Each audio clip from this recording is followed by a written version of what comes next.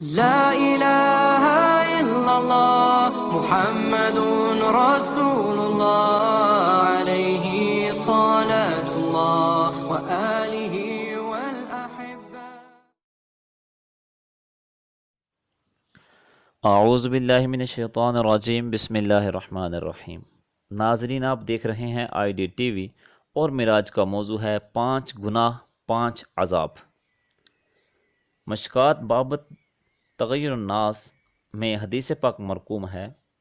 حضرت عبداللہ بن عباس رضی اللہ تعالی عنہما سے روایت ہے، انہوں نے فرمایا کہ جب کسی قوم میں خیانت ظاہر اور کھلم کھلا ہونے لگتی ہے تو اللہ تعالیٰ اس قوم کے دل میں اس کے دشمنوں کا خوف اور ڈر ڈال دیتا ہے، اور جب کسی قوم میں زناہ کاری پھیل جاتی ہے تو اس قوم میں بکثرت موتیں ہونے لگتی ہیں، اور جو قوم ناپ تول میں کمی کرنے لگتی ہے اس قوم کی روزی کاٹ دی جاتی ہے، اور جو قوم ناحق فیصلہ کرنے لگتی ہے اس قوم میں خون ریزی پھیل جاتی ہے، اور جو قوم عہد شکنی اور بد عہدی کرنے لگتی ہے اس قوم میں اس کے دشمن کو غالب و مسلط کر دیا جاتا ہے۔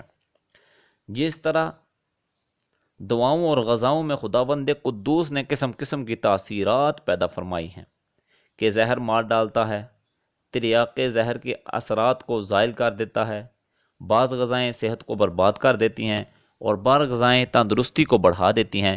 اسی طرح انسان کے قول و افعال میں بھی قدرت نے قسم قسم کی تاثیرات رکھ دی ہیں۔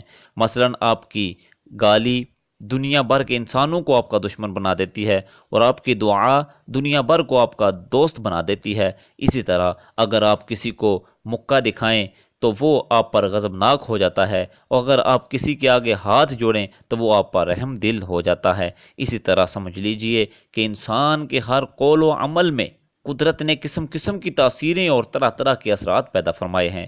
نیک اعمال اور اچھے اچھے اقوال کی تاثیرات و اثرات بھی اچھے ہوا کرتے ہیں، اور برے اعمال اور برے اقوال کی تاثیرات و اثرات بھی برے ہوا کرتے ہیں۔ حضور اکرم صلی اللہ علیہ وسلم نے اس حدیث میں 5 برے اعمال اور ان کی بری تاثیروں کا بیان فرمایا ہے۔ ان میں سے پہلا ہے خیانت کی تاثیر۔ خیانت کی تاثیر یہ ہے کہ جو قوم امانت میں خیانت کرنے لگے تو وہ قوم اپنے دشمنوں سے خائف، ڈرپوک اور بزدل ہو جائے گی۔ اس کے بعد دوسری ہے، اور جو قوم زناہ کاری کی لعنت میں گرفتار ہو جائے تو اس قوم پر طرح طرح کے بلائیں، بیماریاں اور وبائیں آئیں گی اور بکثرت لوگ مرنے لگیں گے۔ بعض بزرگوں نے فرمایا کہ جہاں زنا وہاں فنا۔ اور تیسرا اس میں ہے جی ناپ تول میں کمی۔